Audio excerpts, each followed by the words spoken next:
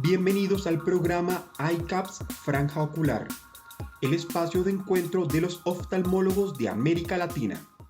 Bienvenidos a su foro de iCaps Franja Ocular.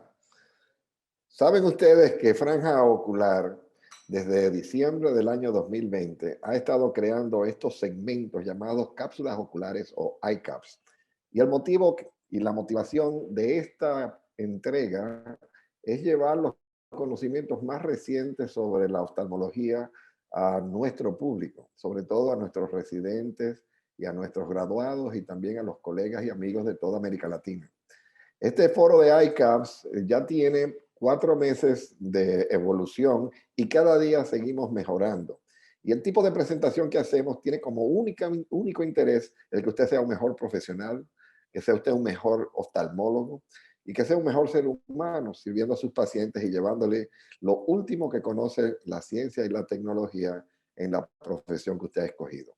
En el día de hoy tenemos un foro espectacular con un egresado del Hospital Dr. Elías Santana, hoy día profesor activo en cirugía refractiva, FACO y cuantas cosas más en su México natal. El doctor Emanuel Romero, a quien admiro, aprecio y con quien he tenido el gusto de estar durante casi 4 años durante su formación aquí en República Dominicana.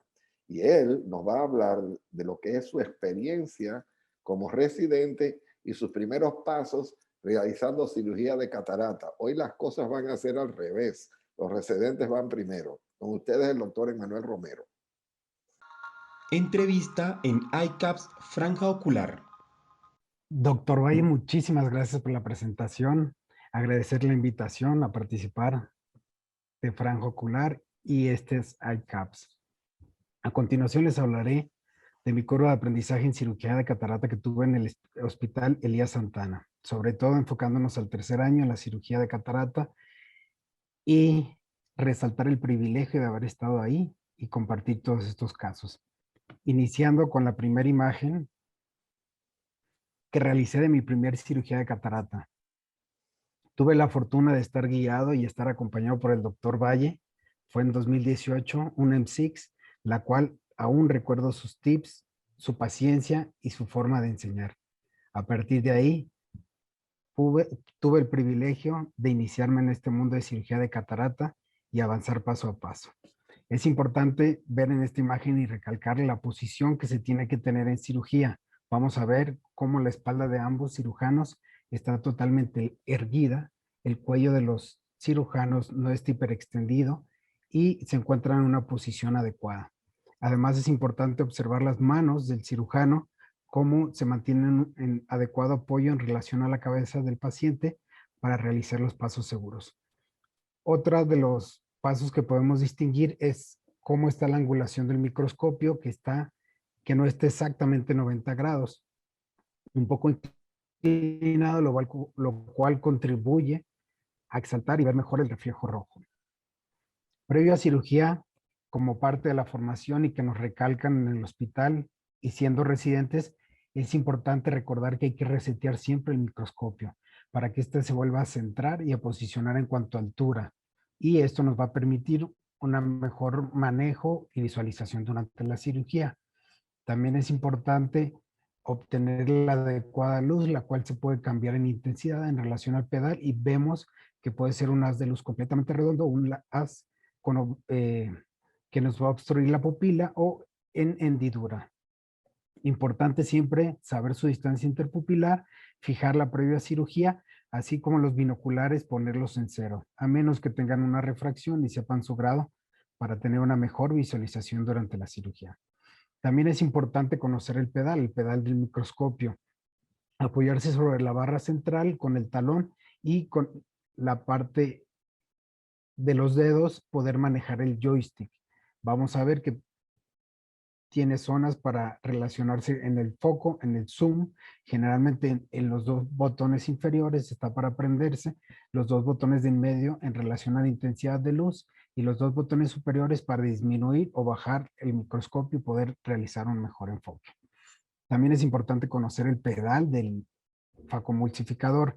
Este va a tener 3 pasos. La posición 0 generalmente es de apoyo Y la posición 1, como vamos a ver de acuerdo a este gráfico, generalmente va a presentar la irrigación. Uno puede ponerle en el aparato que es irrigación continua, por lo cual no va a requerir de este paso. La posición 2 generalmente se relaciona a aspiración, a menos que en la vitrectomía se pueda cambiar, como vemos, a corte o aspiración en relación a IA corte o corte IA. Y la posición 3 es para facomulsificar o en relación a la vitrectomía para realizar el corte. Y también en los pasos de coagulación, a partir de la posición 2, vamos a activar la coagulación. Es importante conocer el equipo. En el caso del hospital contábamos con el Infinity y el Centurión. En el caso del Infinity, ver dónde está la solución para estar observando que no se nos vaya a acabar y qué porcentaje tenemos durante la cirugía. Las diferencias básicamente entre ellas son la tecnología, ver que el cassette esté bien posicionado, que la pieza en mano esté bien posicionada, que tengamos nuestra mesa de apoyo cerca del paciente del cirujano para que los cables igual no se contaminen y tener el pedal en una posición adecuada. Es importante, previo a cirugía, confirmar que se ha hecho el test de pieza de mano y que esté funcionando adecuadamente.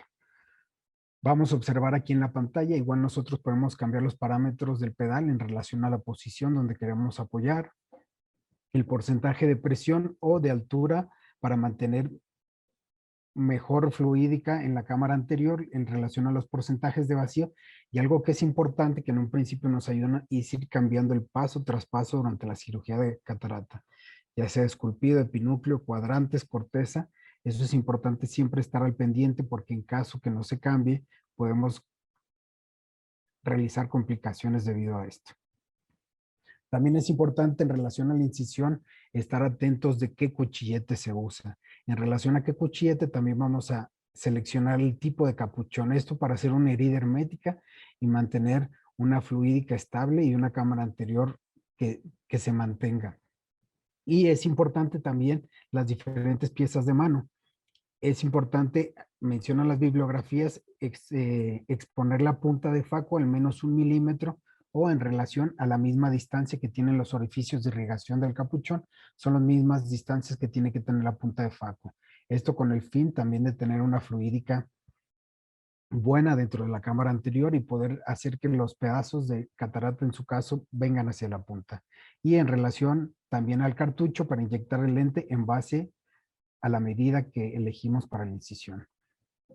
Este es un gráfico que les demuestra en mi primer semestre la cantidad de 100 casos de cirugía que yo tuve. De predominio en 91 casos por faco que vemos en la barra azul, en la barra anaranjada los casos de M6, que vamos a ver que en mi segundo semestre en total fueron 113 casos, de los cuales 15 fueron M6, 98 facos.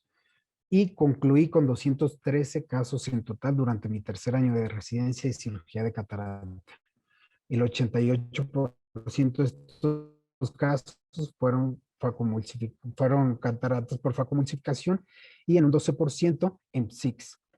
Como todo, como bien dicen, el que no opera no se complica. Tuve complicaciones, las cuales en total fueron de ruptura de cápsula posterior 12, 6 por cada semestre, y de núcleos luxados igual, presenté 2 en total, 1 por cada semestre, y durante el primer semestre también presenté una desinserción de iris en una M6.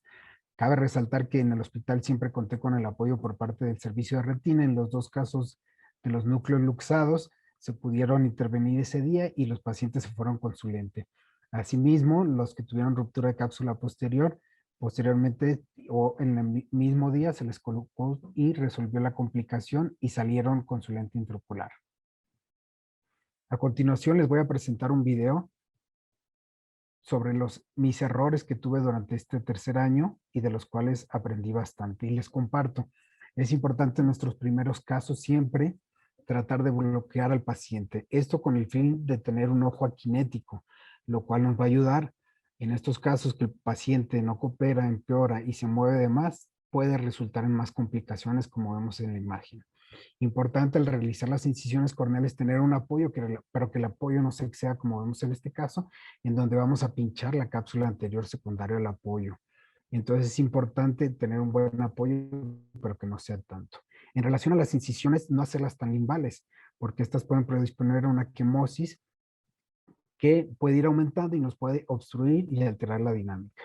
Asimismo, cuando vamos a hacer incisiones, tratar de hacerlas hacia el centro y evitar que se desplacen. Esto en relación a tener un buen apoyo en la mano, porque si no, una incisión amplia va a hacer que prolapse el iris y nos altere la dinámica. Cuando vamos a hacer incisiones también planares, triplanares, biplanares, hay que considerar el grosor, ya que una herida muy angosta, que no sea tan gruesa, va a predisponer a que prolapse el iris y con siguientes complicaciones.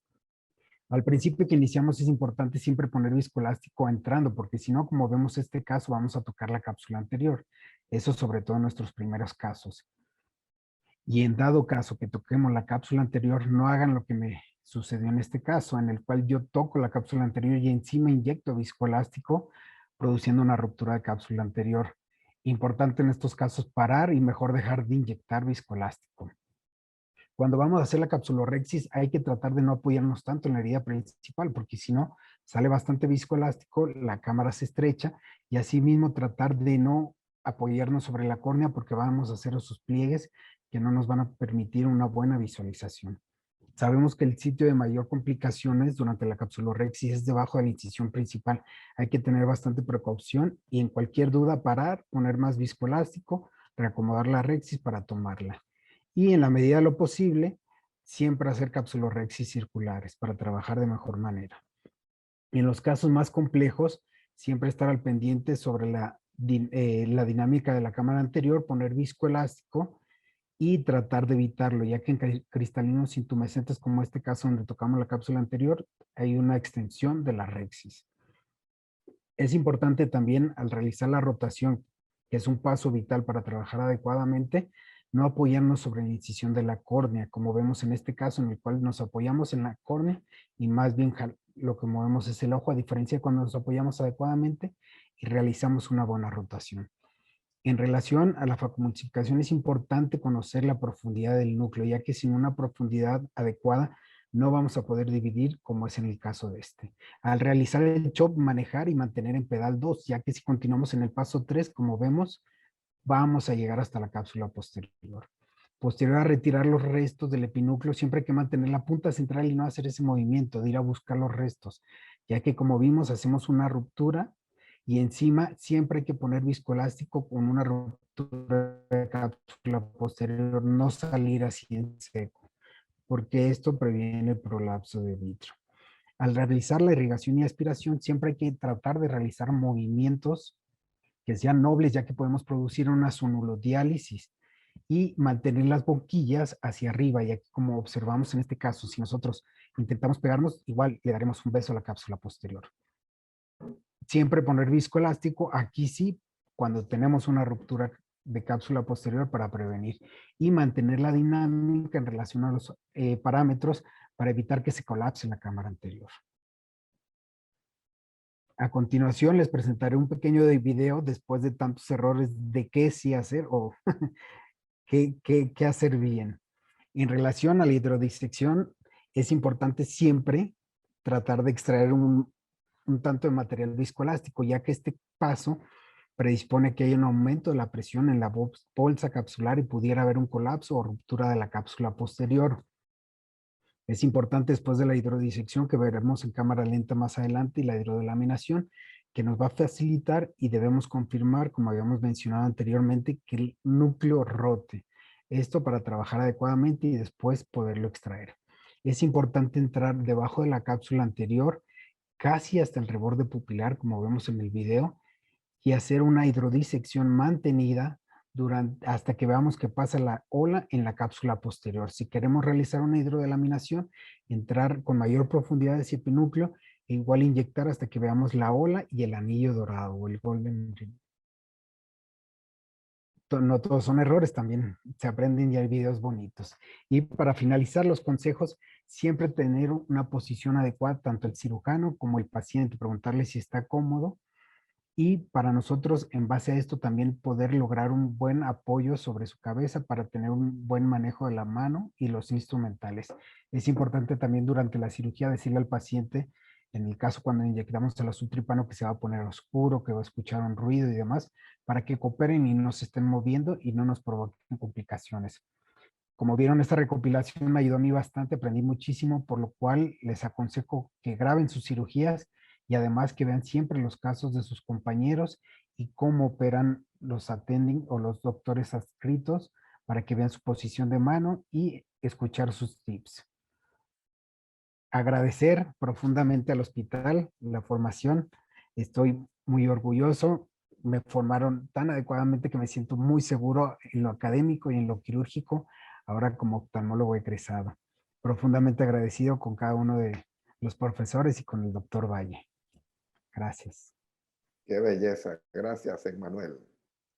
Emmanuel, estoy emocionado con lo que has presentado, porque aparte de que estamos viendo cosas que uno no se imagina que habías tenido guardada, como era la foto donde operamos tu primer caso juntos, ¿no?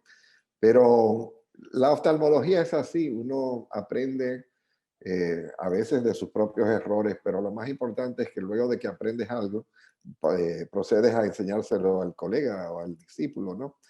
Y hoy has sido un buen ejemplo de que también has aprendido. Y cuando oigo que estás haciendo cirugía con femtosegundo, de Press Beyond y que cirugía de Smile, yo me siento realizado de que he podido traspasar lo poquito que sea hacia ti, ¿no? Y quería hablar de la técnica. Yo había visto tus videos en el site de Uday Dagan, que es el famoso cataract coach que está en UCLA, en California. Y vi en varias cosas que para mí son importantes. Y la pregunta es la siguiente. Para ti, empezando, ¿qué fue lo más difícil? Sin duda lo más difícil creo que fue la capsulorhexis. Fue uno de los pasos que más trabajo me costó. Posterior a estar viendo estos videos, fue que aprendí que uno no tiene que hacer tanta presión sobre la herida principal, porque si no sale viscoelástico, se forma una cámara más estrecha que nos dificulta más los casos. También parte de lo que me ayudó y que llegué a ver en sus casos, doctor, es cómo mantenía la posición de la mano, la forma en que toma y cómo gira siempre, llevando la rexis hacia el sentido de manecillas, como se mencionan, para lograr que sea lo más circular posible y la completemos. Y ante la duda, bueno, parar mejor, como siempre nos mencionaron, y pedir el apoyo de ustedes que siempre estaban presentes a un lado para guiarnos y corregirnos en cualquier cosa. Tú sabes que Akahoshi, que es también profesor y enseña cirugía, y claro, es un virtuoso de la cirugía de cataratas en 3 minutos y cosas así, decía que él empezaba enseñándole al alumno al revés.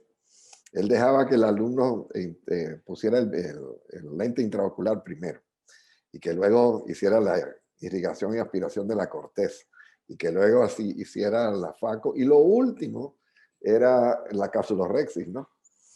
Y quizás las incisiones. Pero el tema es que las rexis en Japón, antes de que el profesor te deje hacer una, tienes que hacerla 1000 veces. Ellos te obligan a hacerla en el laboratorio de práctica 1000 veces y tienes que estar documentada que lo has hecho 1000 veces antes de que ellos te dejen tocar un ojo humano, porque es que la rexis es fundamental para el éxito de la cirugía de facoemulsificación. Y luego lo otro es lo de las complicaciones, porque también hay algo en la enseñanza que ustedes lo saben porque me conocen, pero quizás no todo el mundo lo comprende. El que está enseñando quiere que el alumno aprenda, pero no quiere sacrificar el bienestar y la salud del paciente que se está operando. Y eso es una línea muy tenue, muy delgada, que hay que dejarlo que llegue hasta cierto punto, pero obviamente no hasta el punto de que perjudica al paciente.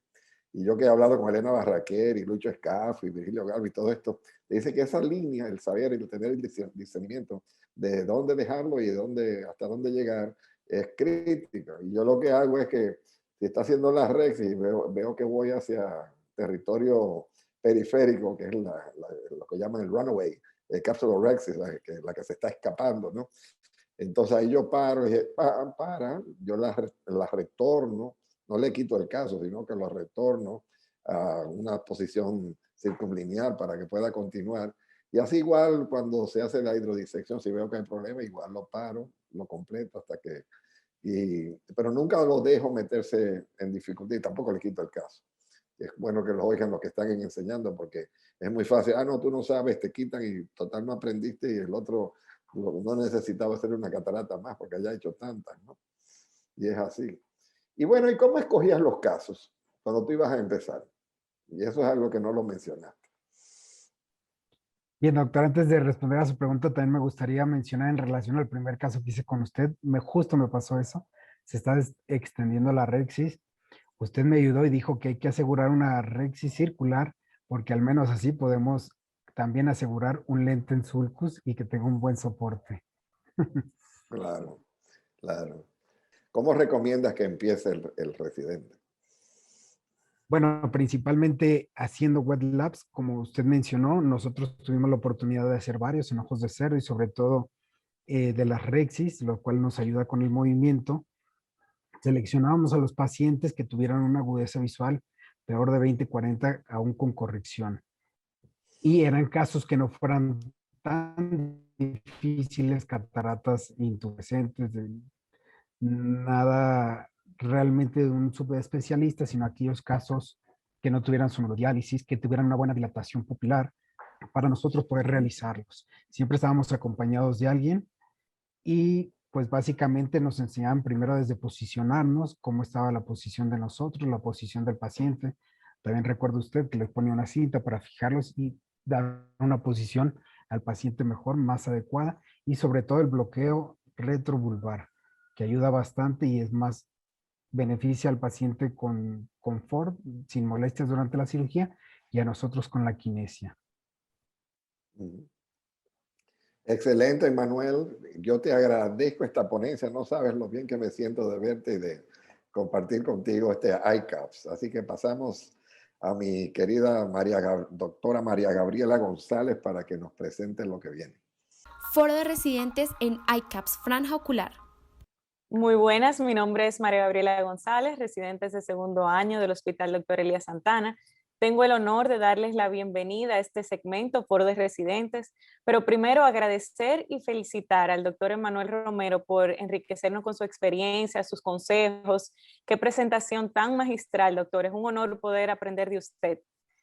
Con nosotros tenemos al doctor Juan Valle, director de nuestro programa de oftalmología, jefe del departamento de retina y vitrio de nuestro hospital, un gran maestro que no solo nos transmite su pasión por la oftalmología, sino que también nos enseña a cómo ser mejores y brindar lo mejor de nosotros a cada uno de nuestros pacientes.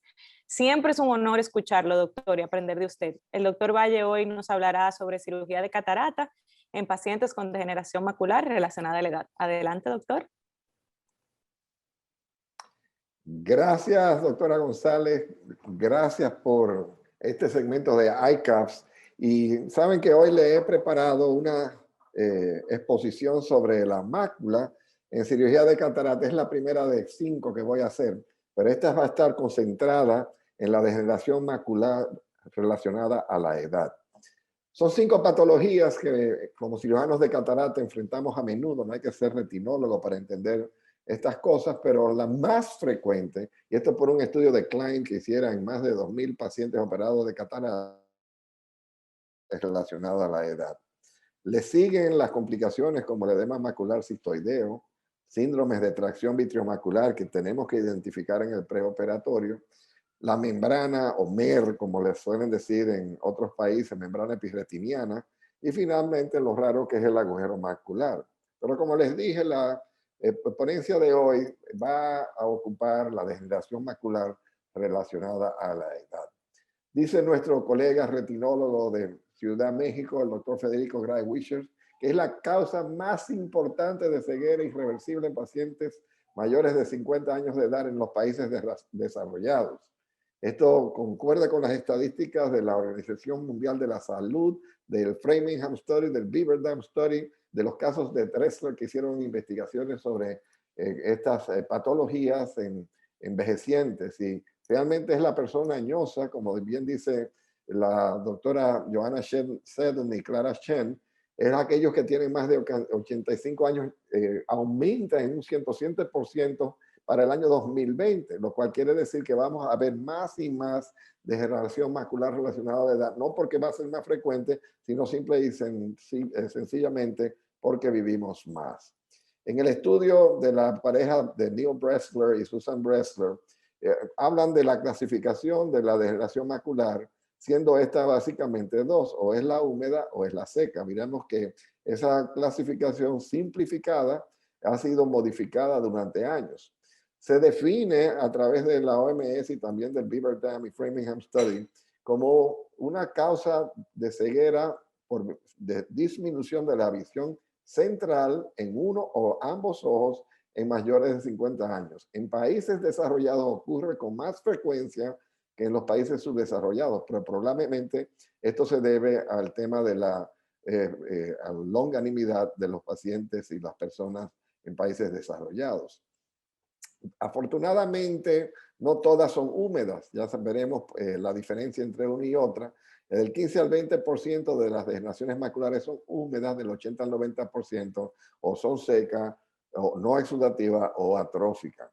En el estudio del Beaver Dam vemos que esta clasificación de ojo normal, húmeda o seca, se debe probablemente al tiempo y duración de la vida del paciente que lo retiene. Y fíjense que a los 50, 59 años apenas ocurre en el punto 15% de los que fueron estudiados. Sin embargo, ya a los 84 años de edad subía a 3.2% de frecuencia. Eso es una explicación significativa, ya que además de esto, la catarata va a ser más frecuente también a partir de los 65 años. Y esto van a ver ustedes en estudios estadísticos cómo pueden ser confundidas las correlaciones de estas dos patologías.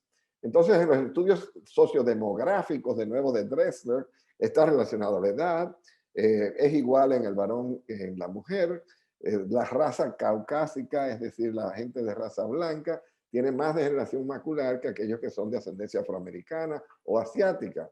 Y en el estatus socioeconómico realmente no tiene mucho que ver, a pesar de que en algunos países los que son de raza blanca son los que tienen mejor posición socioeconómica, pero es indirecta la correlación. De asociaciones relevantes con el fumar o la ingesta de vitaminas y minerales, pero sí empeora en los pacientes que tienen dificultades de alcoholismo. No se ha podido correlacionar ni con la obesidad ni la diabetes, pero tiene que tener también un origen genético. El error refractivo se correlaciona de una manera positiva con la degeneración macular y también hay una correlación negativa, es decir, los ojos claros son los que más tienen, los ojos más pigmentados son los que más, y los que menos, y entonces el cristalino, por lo que les mencioné de la edad y también la longanimidad, está relacionado también con la degeneración macular relacionada a la edad. No hay relación con el glaucoma.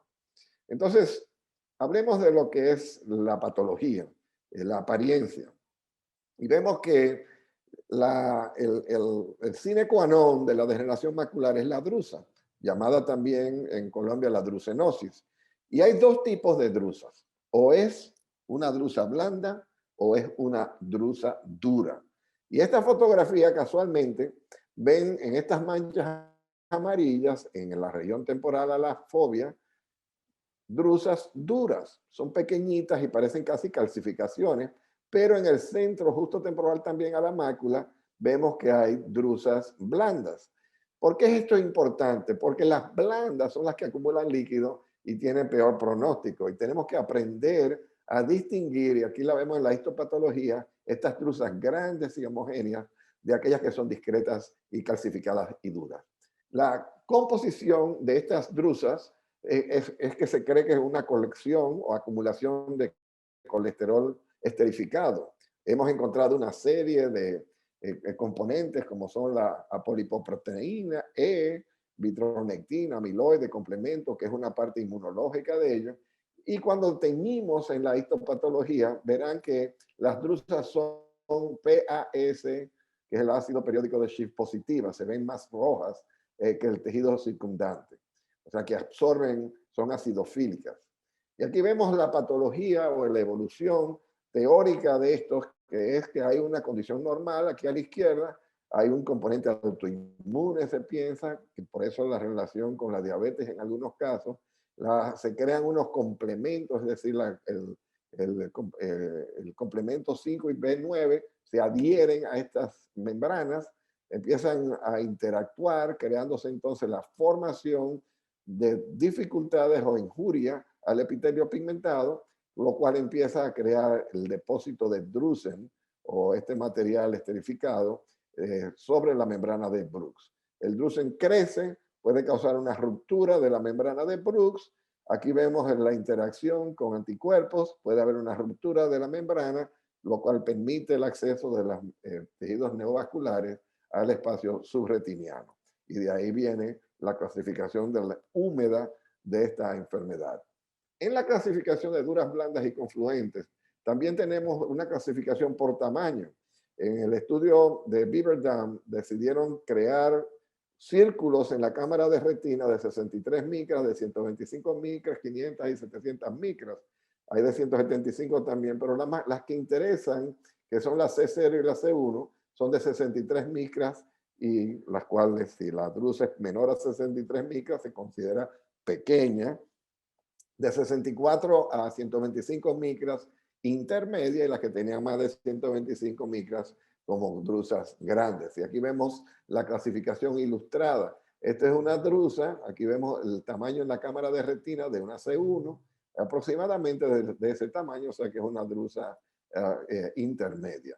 Cuando pasamos a una drusa inmensa, que es decir más grande, pues ya sabemos que es una grande. Y si es menor, aquí vemos una menor a C0, sabemos que es una drusa pequeña. Y esto estaría implícito dentro de la cámara fotográfica. Esto les va a encantar porque es el desarrollo de las dos patologías.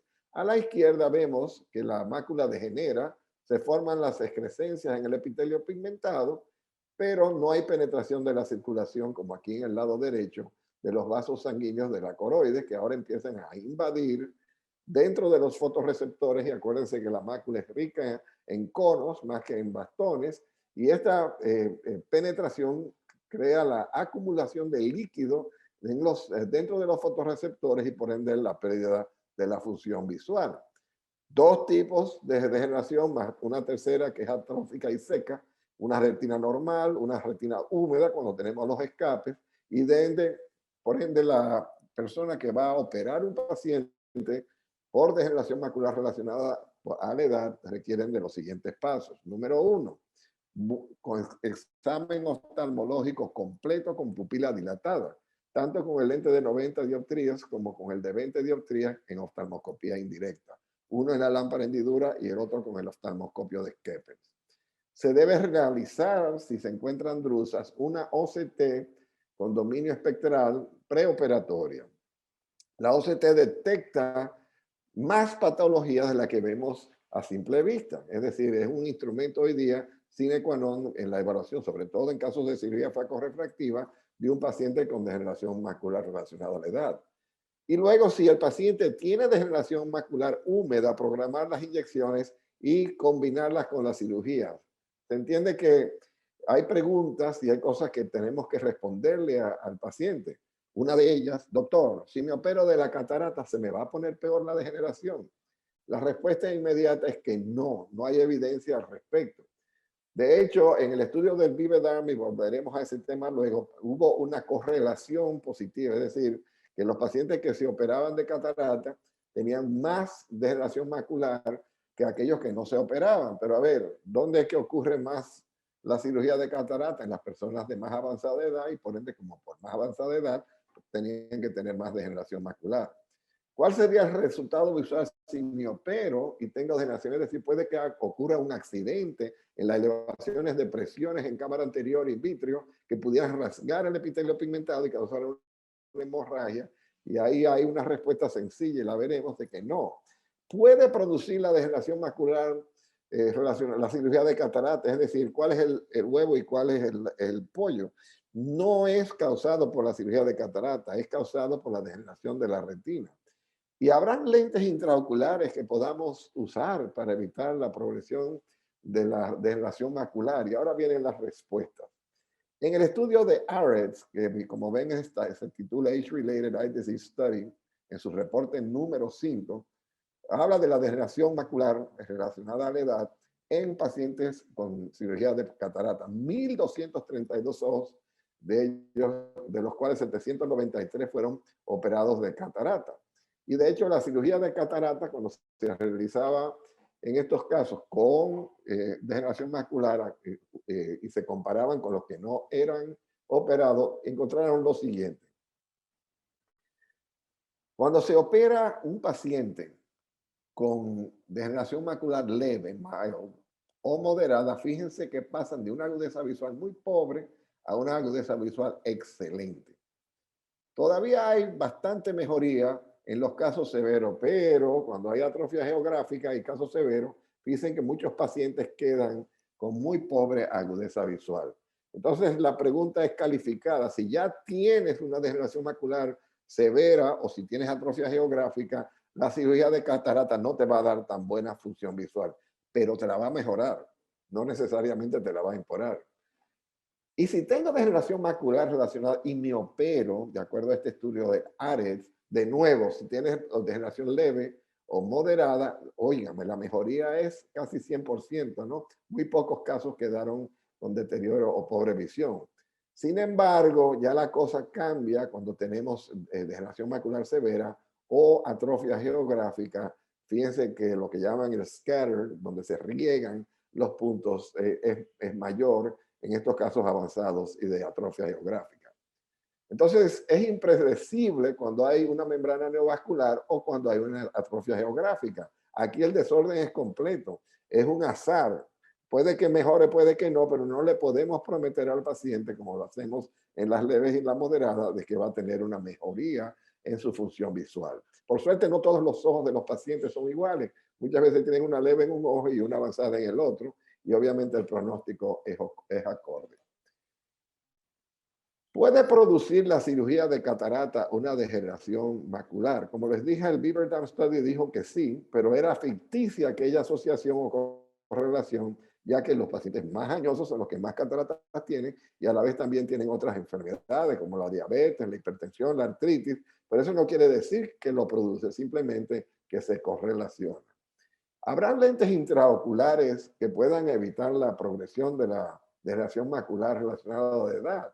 Yo recuerdo cuando el doctor Norman Jaffe introdujo los primeros lentes pigmentados, decía que el tener lentes con tinte amarillo, y así lo hiciera la firma Alcon con el lente IQ, pero también otros lentes como el Lucia de la Zeiss, que su pigmentación es precisamente para filtrar los rayos de luz ultravioleta, usando también este tinte amarillo para proteger la mácula.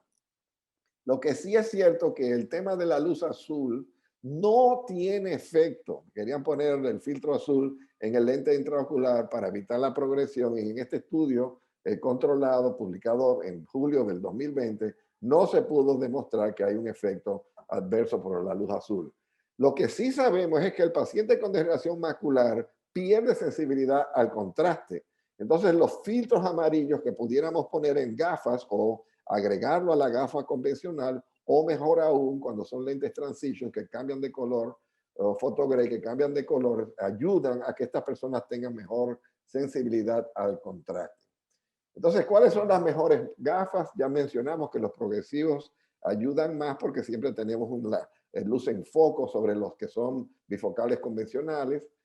En algunos pacientes es mejor separar las gafas para tener uno para lejos y otro para cerca para no crear confusión y así a mejorar aún la sensibilidad al contraste.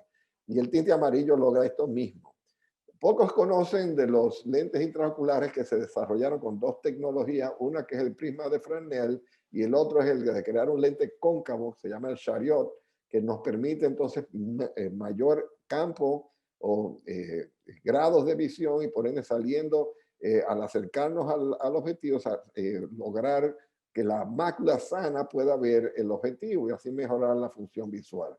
Los lentes grises o marrones parece que nos ayudan a bloquear la luz ultravioleta, que es la que causa la pérdida de contraste.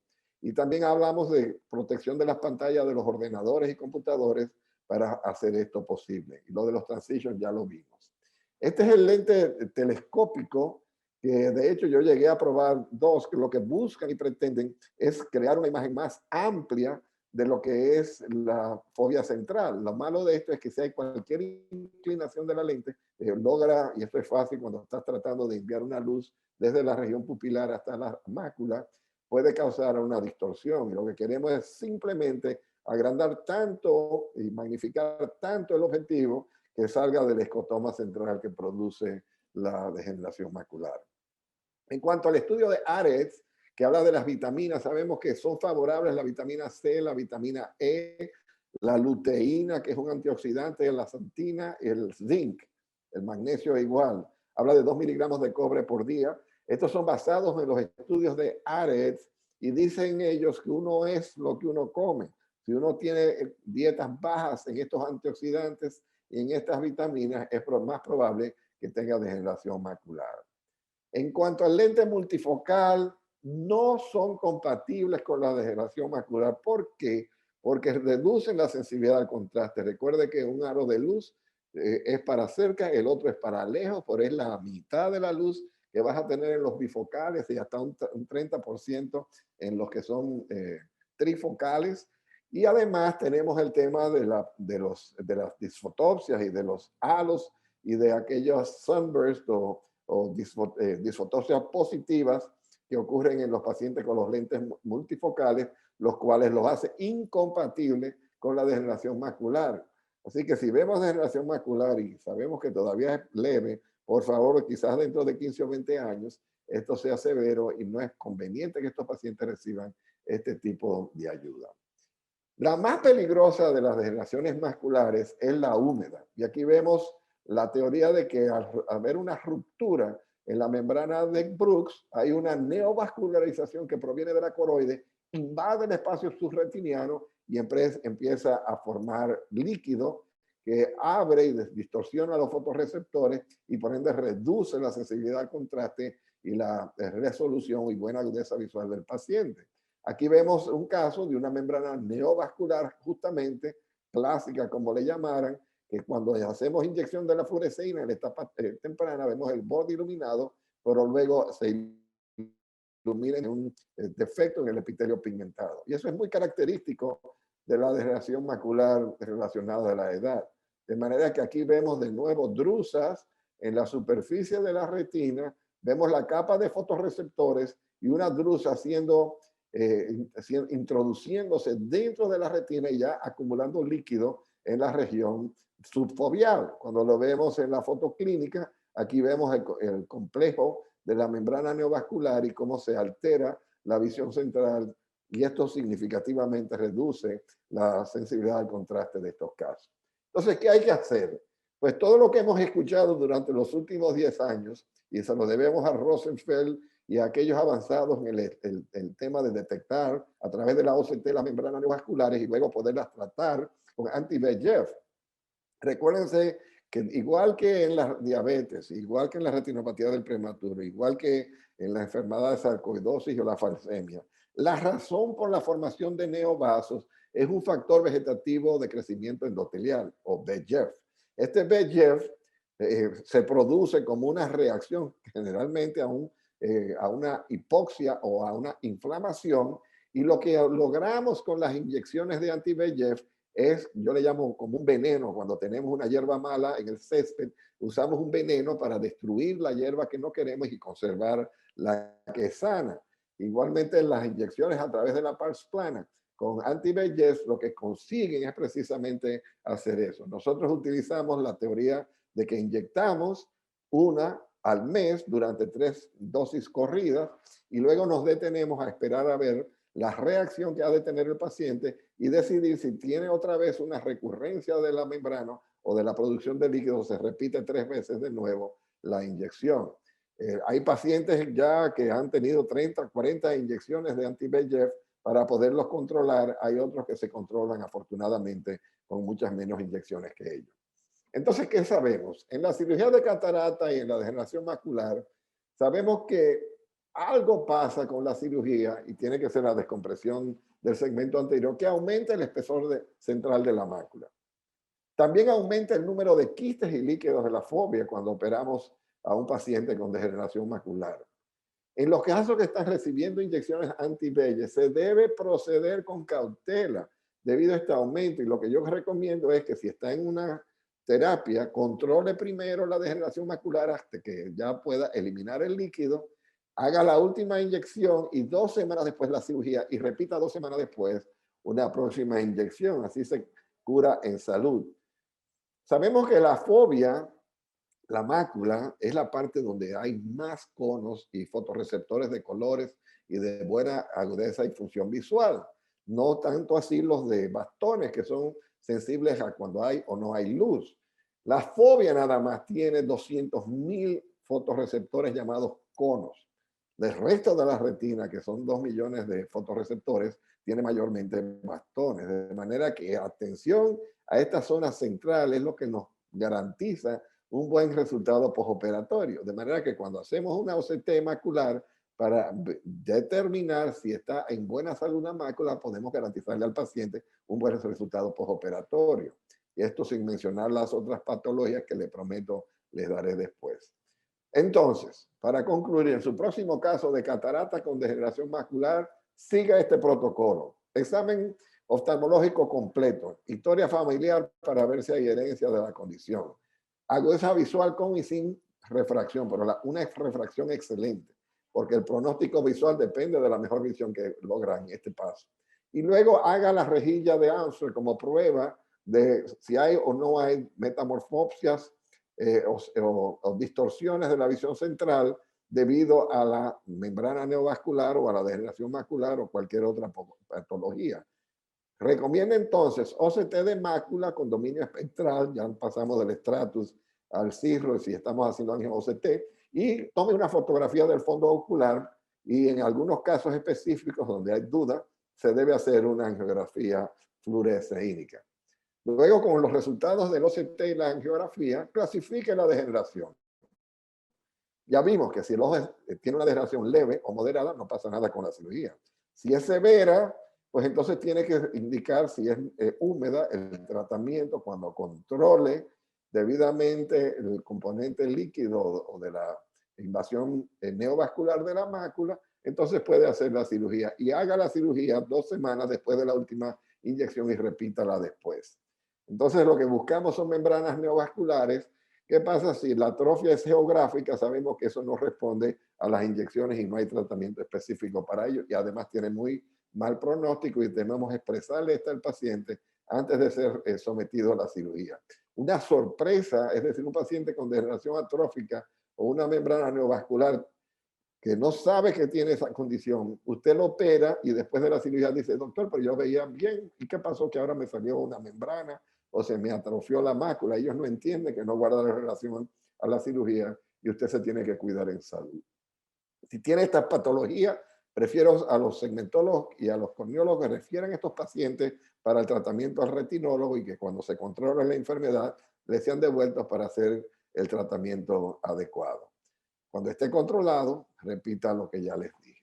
Espero que esto les sea útil con su manejo de casos de degeneración macular relacionado a la edad. Muchas gracias.